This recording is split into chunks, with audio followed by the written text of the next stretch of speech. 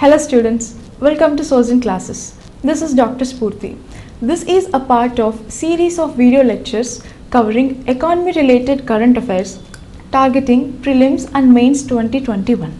In this video, we have collected all the important articles from various newspapers from July 8th to 21st. Essential Commodities Act. The Essential Commodities Act of 1955 was enacted to ensure the easy availability of the important products to the consumers and to prevent the extortion.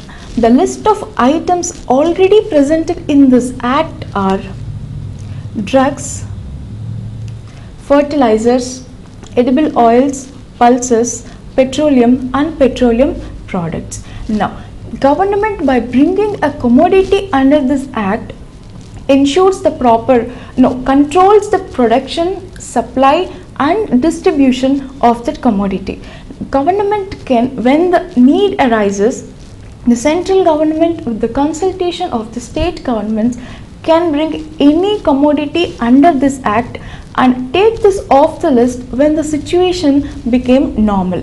Now, during the initial stages of lockdown, the prices of hand sanitizers and face masks went up. So to control this situation, government has decided to bring these two items under the Essential Commodities Act for a period of 100 days, which ended on June 30th.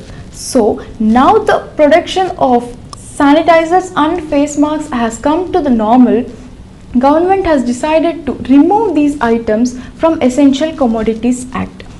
Now, the government also has the power to fix MRP of the products under the Essential Commodities Act. Now, there are, I will tell you two situations in which government can impose stock limit to certain commodities. One is horticultural products and the other is non-perishable, which means which cannot be destroyed. Non-perishable agricultural products. Now, if the price of horticultural products increases by 100% within the period of the previous 12 months, then government can interfere and bring those commodities and impose a stock limit of those commodities. For example, apple. The price of apple on January 1st say is 10 rupees. Now if the price of that apple became 20 rupees by June or August, then government can interfere and impose stock limits. For non-perishable agricultural items, say for example turmeric, the increase is 50%. For example, a kg of turmeric may cost 10 rupees on January 1st. Now, if the price increases to 15 rupees by June or August, then government can intervene and impose a stock limit to those items. Mahatma Gandhi National Rural Employment Guarantee Scheme, MG-NREGA. This is a labor law and social security measure which was enacted in 2005 that aims to guarantee right to work for every individual. And for national, this is a nationwide program to all the rural population which provides employment with that is guaranteed. Let me explain. Under the scheme, 100 days of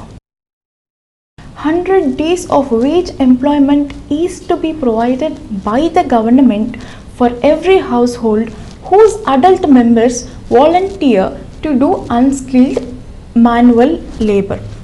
Now, the employment that government is to be provided is to be within 5 kilometers radius of the applicant's address. Now, in case government is not able to provide employment to the volunteers, then it is supposed to pay unemployment allowance within 15 days of the application. So this ability, this makes this scheme a legal guarantee of employment. Now, recently government has increased daily wages from 182 rupees to 202 rupees. Now, according to this article, it is said that 8.4 lakh poor households has availed 80 days of their 100-day allotment of MG Narega, and 1.4 lakh people have already completed the 100 days of the allotment. This indicates the economic distress that is prevailed in the rural areas. Now, because of the lockdown, many laborers have come from cities to rural areas. Migration happened from cities to rural areas, pressuring the rural government to provide employment to these unemployed laborers. So, in this context, the relevance of MG Narega has become more and more important. Now that lockdown is over, reverse migration is happening. That is, people or laborers from rural areas are going back to the city for employment. Now, the state governments are forced to provide employment and food grains to these people. Now, when this is all happening, till now, government has been looking at this MG Narega as a fallback option only in the cases of crop failure or agrarian crisis. Now, with all this is happening, government is supposed to change its attitude or outlook towards this program, and it needs to extend the limit of the 100-day MG Narega program. Maybe we can start on a state-by-state basis. Liquidity issues. What are liquidity issues? In an otherwise solvent business, if the ready cash is not available, then the business is said to be facing liquidity issues. Now, what is ready cash? It is readily available money or easily convertible assets. Now, why do any businesses must have this ready cash? They need to meet some short-term obligations. Now, what are short-term obligations? Any business need to repay their loans, pay their operational bills, and they need to pay their employees. These are their businesses' short-term obligations. In order to meet these short-term obligations, every business must have liquid assets ready with them. Now, according to this article, 13 states are found to have raised 12,750 crores through auction of state government securities or state development loans. Now, what are state government securities? State government securities are G-Secs or tradable instruments which are sold by the governments to meet their debt obligations. Now, these G-Secs are two types. One with maturity of less than 1 year and another with maturity of more than 1 year. The G-Sec government securities with maturity of less than 1 year are called treasury bills. Now, the securities with maturity of more than 1 year are called bonds or traded securities. Now, central government can issue both treasury bills and traded securities. However, state governments can only issue traded securities or bonds. These traded securities issued by state government are called state development loans, SDLs. Now, RBI facilitates the selling of SDLs. Now, these are devoid of any default, which means government or RBI provides guarantee to the SDLs. So, they are called risk-free, gilt-edged instruments. Let me explain. Who can state government sell SDLs to? SDLs can be bought by banks, mutual funds companies or any insurance companies or any institutional players. Say for example, I own an institutional company. I bought, say for example, 1 lakh worth of STLs from a particular state government.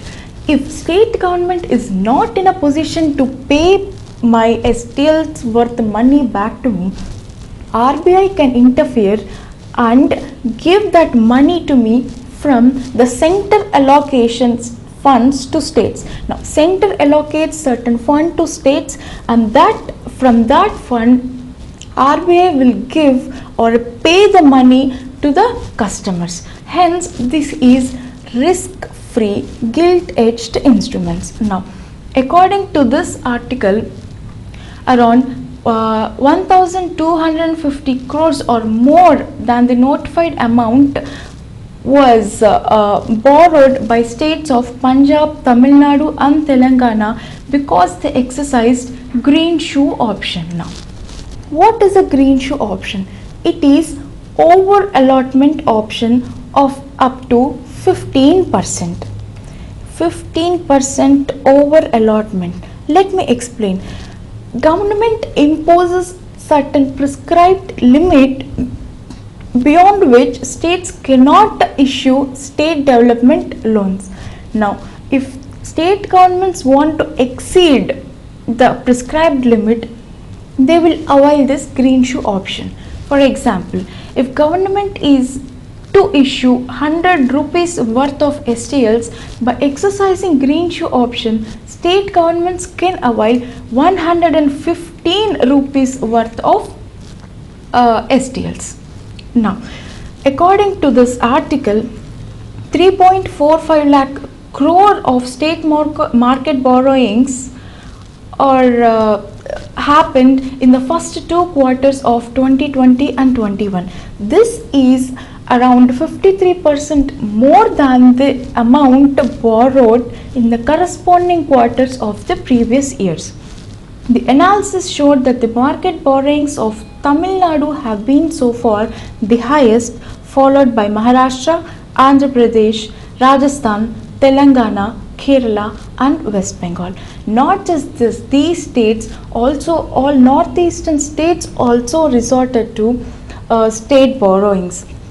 Because of this, government has increased the limit of state borrowings from 3% to 5% of gross state domestic product. Now, our Prime Minister Narendra Modi, speaking in a virtual India Global Week Summit which held from July 10th, addressed the investors globally and said that as the Indian economy sees a revival, global investors should invest in the world's most open economies. Now, what is an open economy?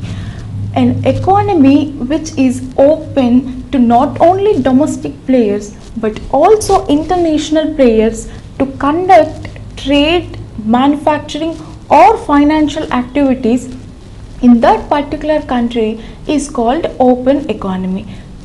Open economy basically is the economy which is open for all.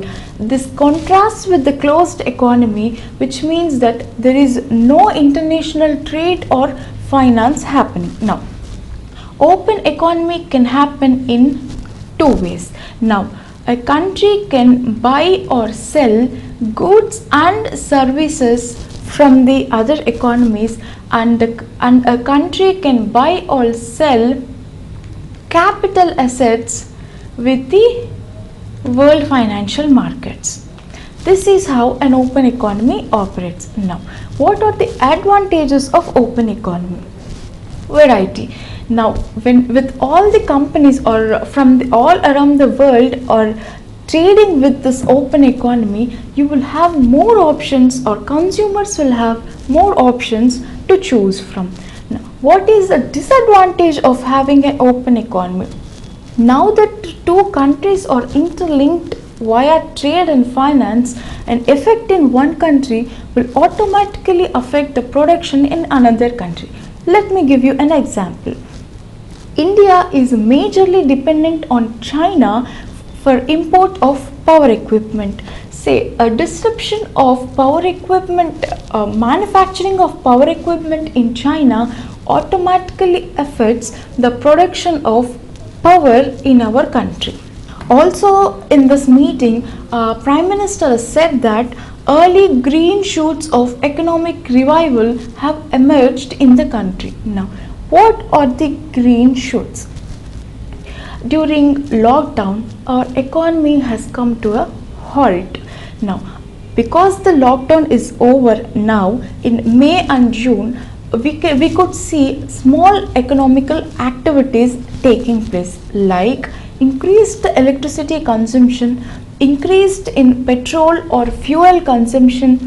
We can see increased kharif sowing. We can see intra and interstate trade movement and retail financial transactions that are taking place. Now, these are all the green shoots of economy. In this meeting, he also said that India's talent force and its ability to reform and rejuvenate would ensure that it would lead the global revival. Inviting the investors, he urged global investors to invest in specific sectors like agriculture, health, MSME, space technology and the defense. Addressing international investor worries over the government announcement of Atmanirbhar Bharat. Now, with Atmanirbhar Bharat, many investors are worried that it is a self-contained or closed policy. Now, our Prime Minister has assured that the essence of Atmanirbhar Bharat is not self-containment, but it is about being self-sustaining and self-generating. Now, solar power. What is solar power? The light and heat which is harnessed from sun is called solar powers. Now, we can harness the solar energy from the sun by using various technologies. Advanced technologies like photovoltaics, solar thermal power plants and artificial photosynthesis, etc.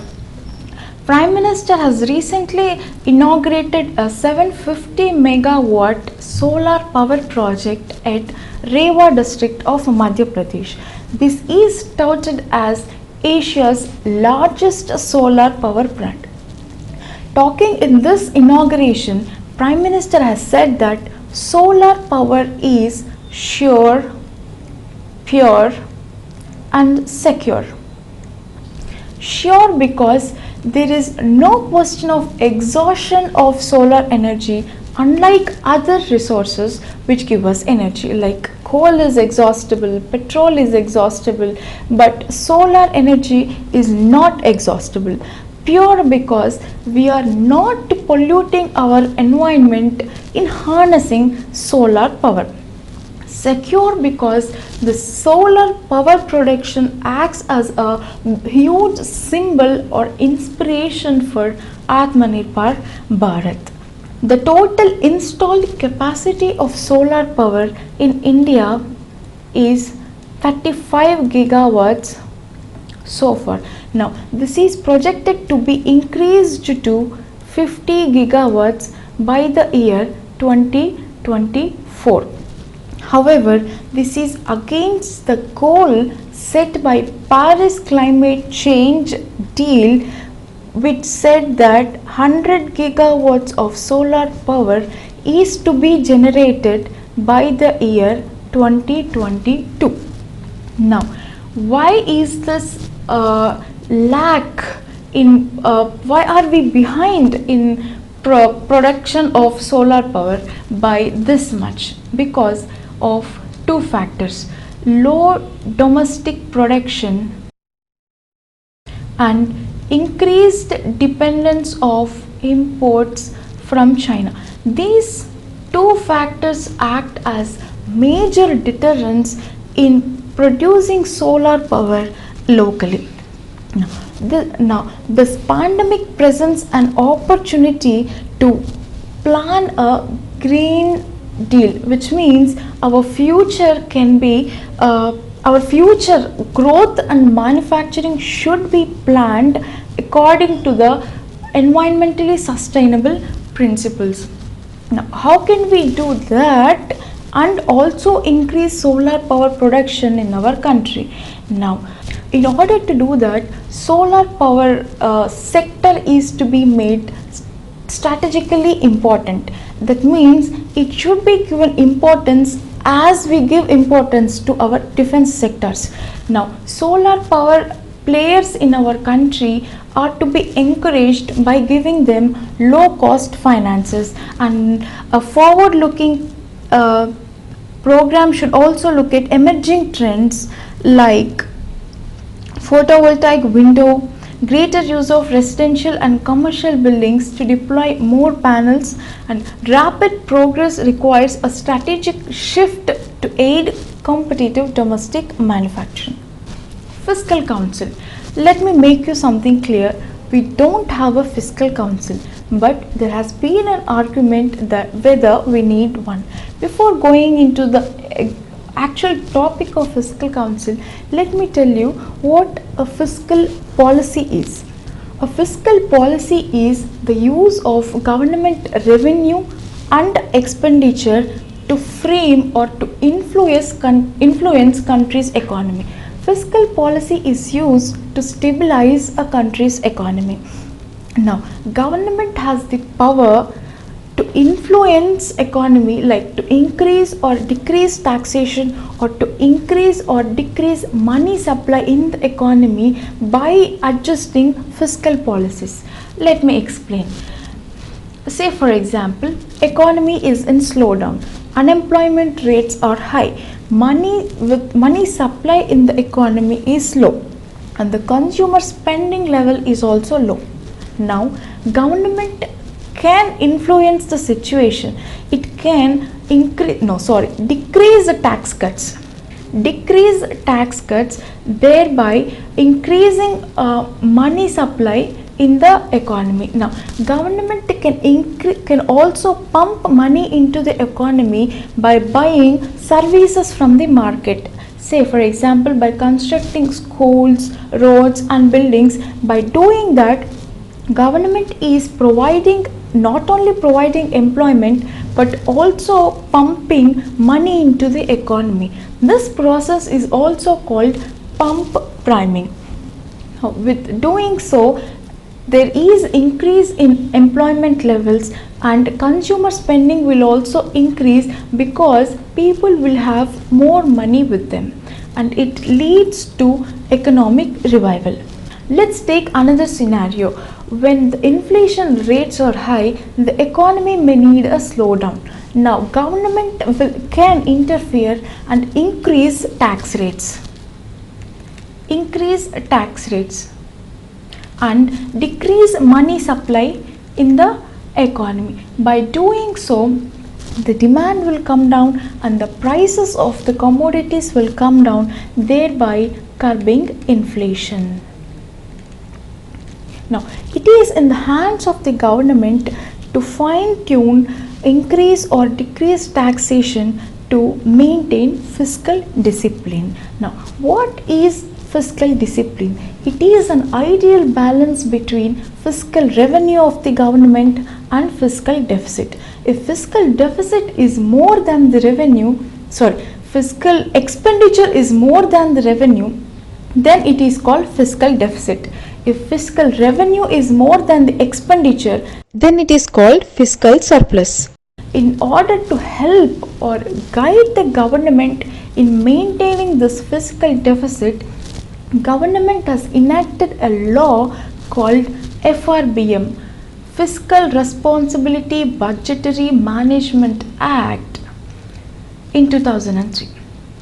According to this act, government not only should maintain a fiscal deficit but also produce a series of statements before the parliament explaining its fiscal policy. Now, these fiscal policy strategic statements are open for debate in the parliament.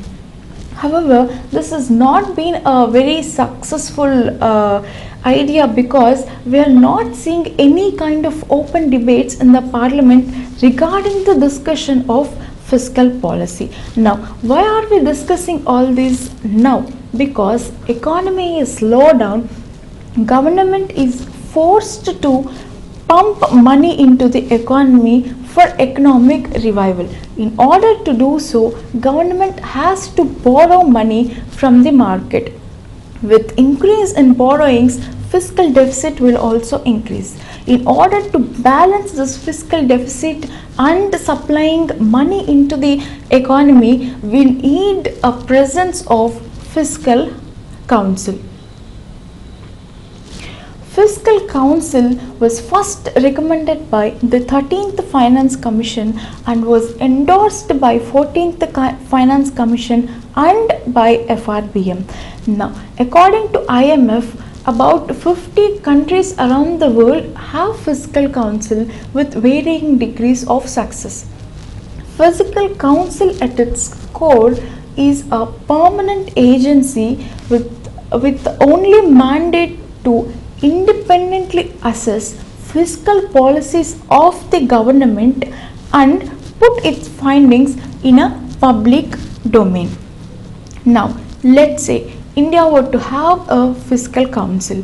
Now, the duty of fiscal council is to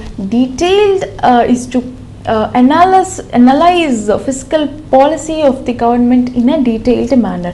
Let's say after this, it provide its findings to the budget ministry. Now, there are two options before budget ministry.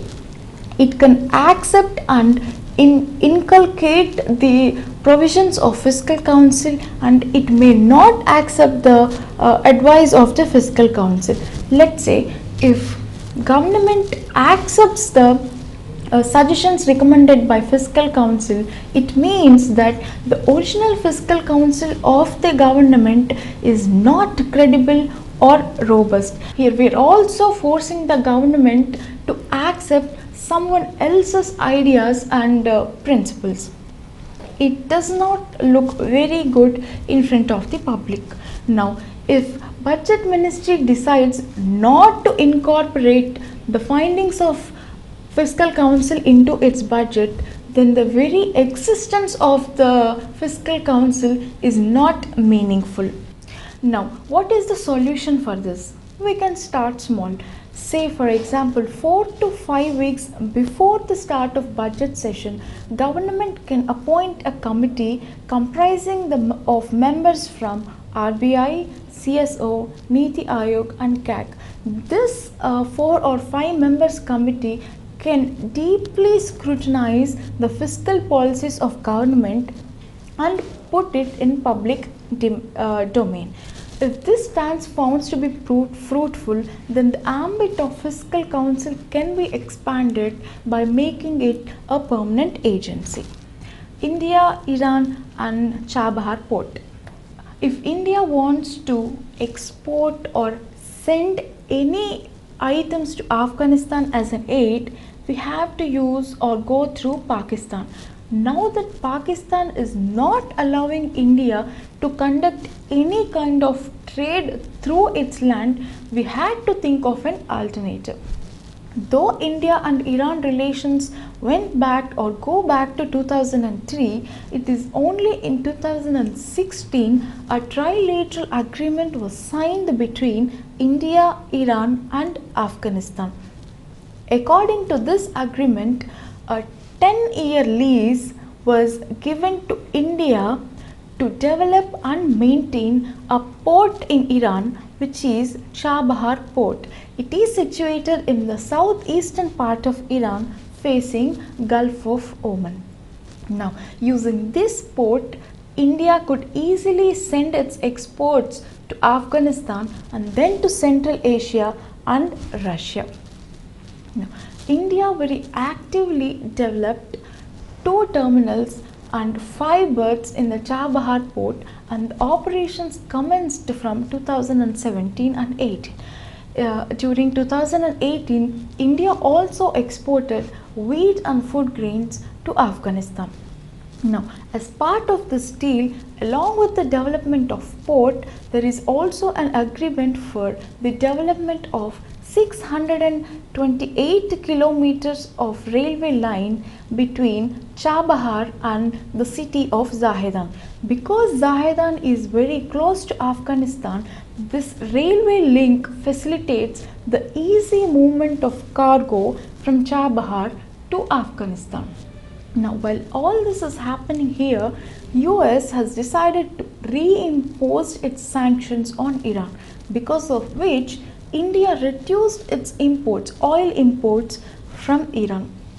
According to an Iranian minister, they said that because of fearing US sanctions, India decided to stop funding for the railway project that has to be taken place from Chabahar to Zahedan. Now, Iran has removed India from funding its railway project. This gave an opportunity for China to step in. China has signed a 25-year strategic partnership deal with Iran, which is worth $400 billion. Now, Iran is a huge energy rich country. China is a huge energy market. Now, according to this agreement, Iran would supply oil to China at concessional rates, and in return, China would supply to Iran investments, and it would invest in development of ports and this railway track. Now, inflation. What is inflation?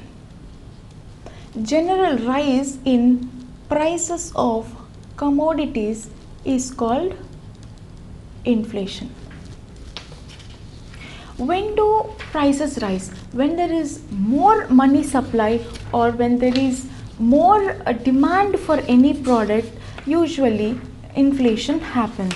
However, during pandemic, even though the demand is low, even though the economy is weak, we could see inflation happening. Now, why is this happening? Because of disruption in supply of goods and services. This could partially explain why there is high level of inflation. During the pandemic, because of low consumer spending, many companies decided to or resorted to job cuts and increase in the prices of their products to ensure profitability. Now, increased prices led to increased fuel prices, which led to increased cost of transportation of food materials. This led to increase in food prices. Hence, 6.1% of retail inflation. Now, even though there is timely onset of monsoons and huge rainfall and kharif sowing, these are all the positive attributes to the economy, there is still negative sentiment prevailing in the economy or in the business. Now, with high inflation rates, if government decides to decrease or cut interest rates, it may lead to increase in prices, or say rather increase in prices, which may lead to stagflation. Now, what is stagflation? It is a recession inflation, or it is a situation in which the inflation rate is high, unemployment rate is high, and the economic growth rate is slow. This is an unnatural situation because usually inflation is high in a more active economy, and inflation rate is not high in a weak economy. So it is safe to say that India may be looking into a stagflation. With this, I am winding up today's video. Thank you and happy studying.